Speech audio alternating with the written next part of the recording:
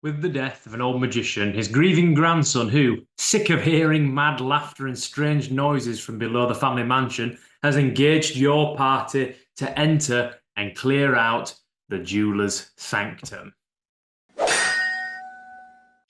Hi everyone, I'm Gary, and today we're going to talk about the Jeweler's Sanctum, an adventure, the first adventure in this anthology of adventures for Old School Essentials. There's 4 adventures in this book, and I'm working my way through them, having run them a couple of times now. And this is the first one, the Jeweler's Sanctum. It's 12 pages. It is on A5, so when I say 12 pages, it's really not that much text at all, but it is really well written. And as I said, published for OSE, published for Old School Essentials. The author is Giuseppe Rotondo, who has contributed to the Old School Renaissance quite significantly, and it's for 1st to 3rd level characters. Now, as I say, it's the first one. The maps are in the end papers, like all that good stuff that you'd expect from anything being overseen by Gavin Norman. I've talked about his own module, Winter's Daughter. You can see that here. But the layout is really, really, really good. Let's just talk about some bona fides of mine before we get going on this module. So I've run it twice. I've run it both times for my own system, Journeyman Expert Master, which is a kind of old school adjacent system. And one time it was in real life. It was for a party of 3 players, and it was their first adventure with those characters. They were experienced role players, but it was the first adventure with those characters.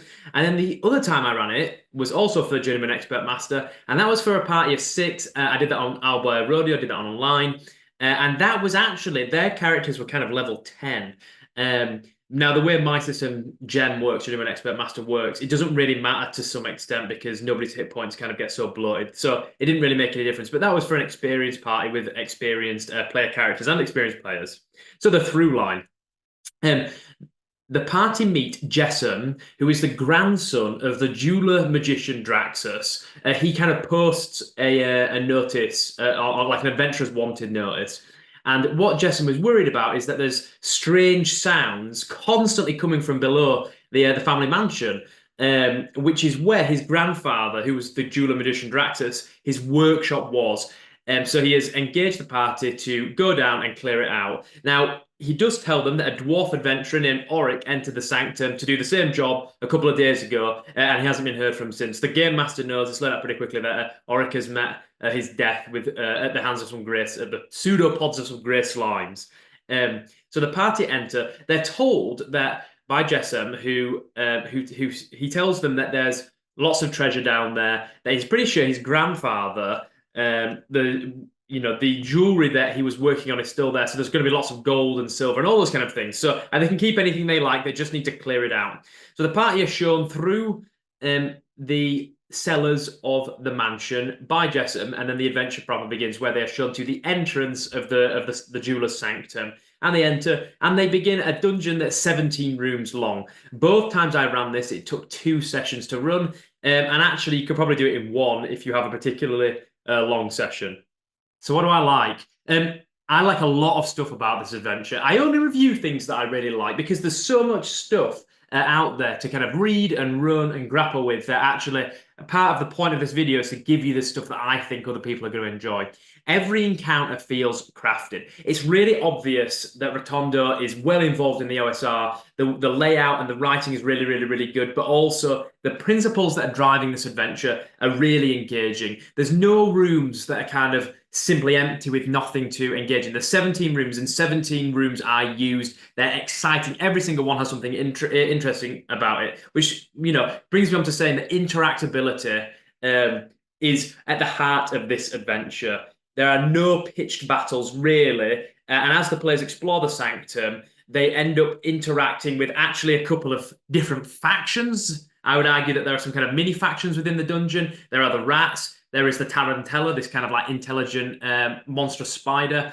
And it is really, really, really simple to run. A game master, as I said when I talked about Winter's Daughter, something that is, I think, a principle of the OSR, the modern OSR, and the principle of Gavin Norman and OSE, Old School Essentials generally, is that things have to be really readable and really usable, right? The formatting has to be really good. And that is something that is fantastic in this module. I always think when it comes to one question you've got to ask yourself when reading and running an OSE adventure is, could I have run this without having read it first? I think if you read the first 2 pages, which is just the setup, it's 16 pages of A4. If you read the first 2 pages, which is like a side of A4, you could probably run this without much prep. And some of the other adventures in the anthology, when I come to talk about those in the coming weeks and months, it's probably worth saying that I did pretty much run those without having read them first, because all of them are formatted really, really well. The writing is incredibly clear. The other thing that I really like about this adventure specifically is that secrets are really well broadcast. The starting trap, which is kind of 3 checkerboard tiles on the floor, and the players, I think for the first one, they can only step on the black tiles. The second one, they can only step on the black tiles, and the third one, they can only step on the white tiles. It might be the other way around, but they have to step on the same color for 2 of them, and then a different color, the opposite color for the other one. Otherwise, it triggers a trap, and they're different traps that go off. Now, this is really well broadcast. As the players enter the Sanctum, there's a series of stone heads that line the corridor. They come in pairs, 2, then 2, then 2. And they're made of like black stone, white stone.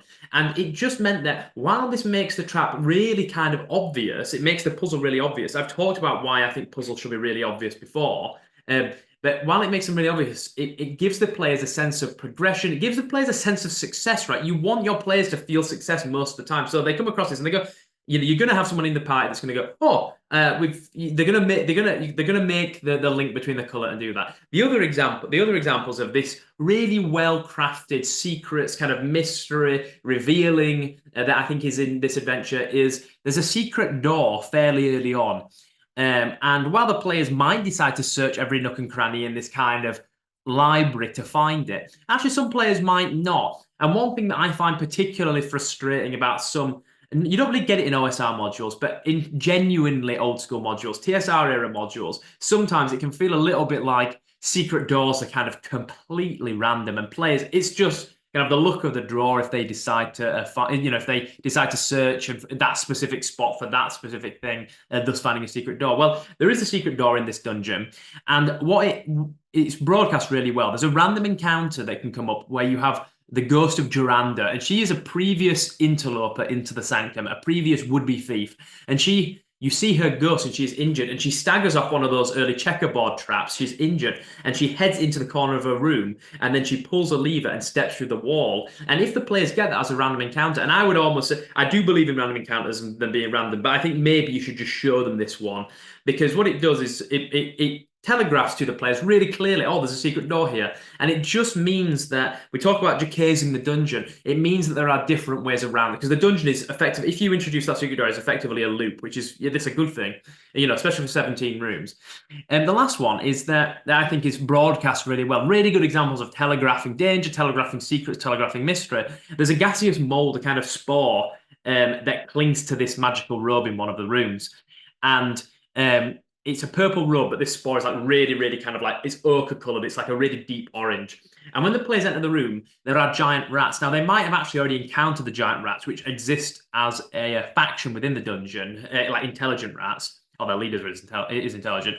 But they can see that all over the floor of this room, this like cloak room, there are dead giant rats, and they've got this kind of like yellow froth at the mouth. And all it does is it just broadcasts. It doesn't tell them exactly what the danger is, but it says there is something dangerous here. There's something that could kill you. Oh, by the way, there's this strange patchy yellow mold over here that's the same color as the things on these mouths. I think this stuff is really good. I really believe when I say, I think players have got to succeed. They've got to feel like they're succeeding maybe 4 times in every 5 encounters, maybe even more than that, because if they don't, they can get disheartened. And I think telegraphing threats rewards players for stopping and considering things. And that is a really important principle of the old school Renaissance. So I think, that's one thing that this adventure does really well.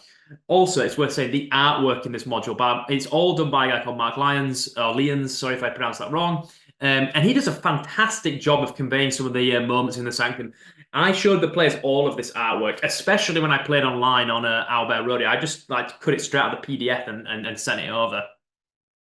His artwork is really useful because it just shows a couple of things, especially when there's a really good one of the checkerboard trap where you can just lay it across. And there's a couple of action scenes. There's a fantastic picture of an action scene that also bookmarks the end. With these iron golems, it bookmarks the ends of this adventure and the next one in the anthology.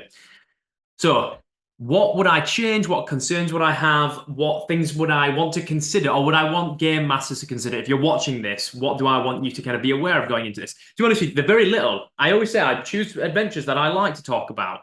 Buy it, run it. Is it worth the price of entry, the anthology, just for this adventure? No, but it's not so far off. And if you like any of the other adventures, it's definitely worth it. I think if you're going to like two of the four and you're going to run two of the four, then it is almost certainly worth it. One thing that concerns me, or one kind of slight consideration that is worth making, is that Jessam, who hires the party, it's established in the opening that his family, they're kind of like they're out of their family fortunes. They're out of money.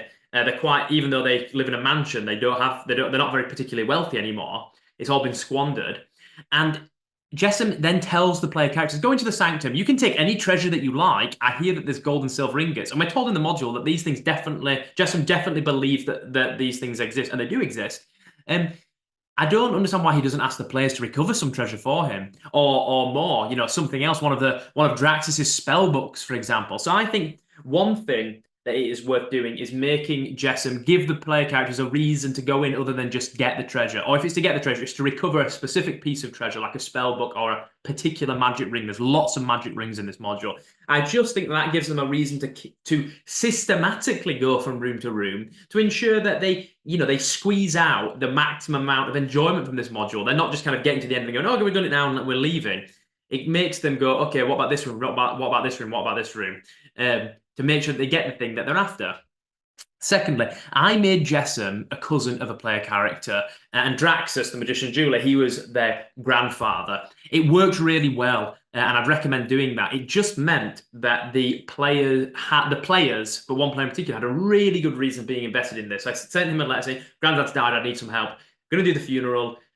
Got to do all that kind of stuff, but then we've also got this dungeon that is attached to it, and it really gave a motivation for that player to go into the Jeweler's Sanctum. I really like the fact that this is an adventure that you can place anywhere. I placed it beneath a mansion in a city, but you could do it from some kind of like forgotten mansion, like in the middle of nowhere, like in the wilderness. It's up to you where you want to put it, and that's really, really, really helpful.